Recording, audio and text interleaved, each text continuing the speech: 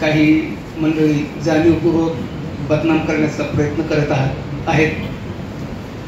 त्या मंडळींनी 10 दिवसापूर्वी मला बोलावून काही मुद्दे दिले आणि ह्या मुद्द्याचं तुम्ही स्पष्टीकरण द्या असं सांगितलं. त्यानंतर 7 दिवसाची त्यांनी मला मुदत दिली होती. 7 दिवस त्यांनी मुदत दिल्याप्रमाणे त्यांनी वाट पाहायला हवी होती. पण ज्या दिवशी मला पत्र दिलं त्याच्या दुसऱ्या दिवशीच धर्मादाय आयुक्तांकडे त्यांनी त्याची तक्रार केली. काही मान्यवरांना दिलं, काही लोकांना ते सोशल मीडियावर व्हायरल करायला सांगितलं. म्हणजे त्यांना ते पत्रकार संघातल्या कारभाराचं घेणं देणं नव्हतं, त्यांना फक्त बदनाम करायचं होतं मला. त्या पद्धतीने त्याने ते सगळं केलंय. जे आपले CA आहेत ते आज पण एका दवाखान्यात ॲडमिट आहेत. तरी पण मी एका वकील मित्रांना घेऊन त्यांनी जे काय प्रश्न काढले होते, प्रश्न निहाय प्रत्येक मुद्द्याचं आपण उत्तर दिलेलं आहे. सगळ्या सभासदांना ते पाठवलेलं आहे. ज्या मान्यवर संपादकांकडे जाऊन यांनी मिसगाईड केलं, त्यांचं गैरसमज करून दिलं, त्यांना पण भेटून आपली बाजू सगळी मांडलेली आहे. ते सगळ्यांच्याच ह्या गोष्टी लक्षात आलेल्या आहेत. तरी सुद्धा सभासद हे माझ्यासाठी महत्वाचे आहे.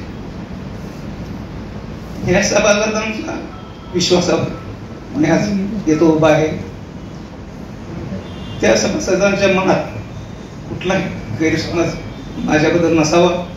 जरी असेल तरी तुम्ही विचारू शकता, मी त्याची उत्तर आपल्याला देणार आहे. आपल्याला ते सगळं हिशोब तर दिलेलाच आहे. आपल्या सगळ्यांना माहिती आहे पत्रकार संघाचा कुठलाही व्यवहार आपण रोखीनं करत नसतो. जो काही व्यवहार आहे तो दोघांच्या तिघांच्या सहीनं चालतो. आपण मेडिक्लेम योजना राबवली, राज्यातच त्याचं कौतुक होत. ह्या लोकांचं म्हणणं आहे तुम्ही मेडिकलला एवढे पैसे कशासाठी खर्च करता. माझं असं म्हणणं आहे पत्रकारांसाठी पत्रकार संघ आहे. पत्रकारांच्या आरोग्याची काळजी पत्रकार संघानं घेणं काही चुकीचं आहे का हो? आणि मी ज्या वेळेला अध्यक्ष झालो त्यावेळेला 15 लाखाच्या ठेवी होत्या. आज त्या ठेवी 38 लाखाच्या आहेत. हे असं गैरसमज करून देते 40 लाखाच्या ठेवी होत्या, 10 वर्षात वाढायला पाहिजे होत्या. पण जे आहे ते ऑडिट रिपोर्टवर आहे. मनोज भटकर ज्या वेळेला अध्यक्ष होते त्याच्यानंतर मी अध्यक्ष झालो. मी अध्यक्ष असतानाचा आकडा ठेवीचा आणि आजचा आकडा हे आहे सगळं ऑडिटमध्ये आहे. मी काही चुकीची माहिती सांगत नाही. त्याशिवाय किमान 2 कोटी रुपयाचे आरोग्याची सुविधा त्या मेडिक्लेमच्या माध्यमातून झाली. 2.5 कोटी रुपयाचा उपचार आपण एवढ्या 10 वर्षात घेतले. कोविड काळात अनेकांना याचा फायदा झाला. आपल्याला पगार कमी आहे. कोविडमध्ये आपल्याला एका व्यापारी मित्रांना 50,000 रुपये दिले. आपले 50,000 घातले आपण त्या साई सुपरला. आपण चेकनं ते सुद्धा दिले, साई सुपरवाल्याला दिले. तिथून आपण आपल्या सभासदांना धान्य स्वरूपात ह्याच्या स्वरूपात मदत झाली. हे काय चुकीचं केलं का? आपण शिष्यवृत्ती देतो.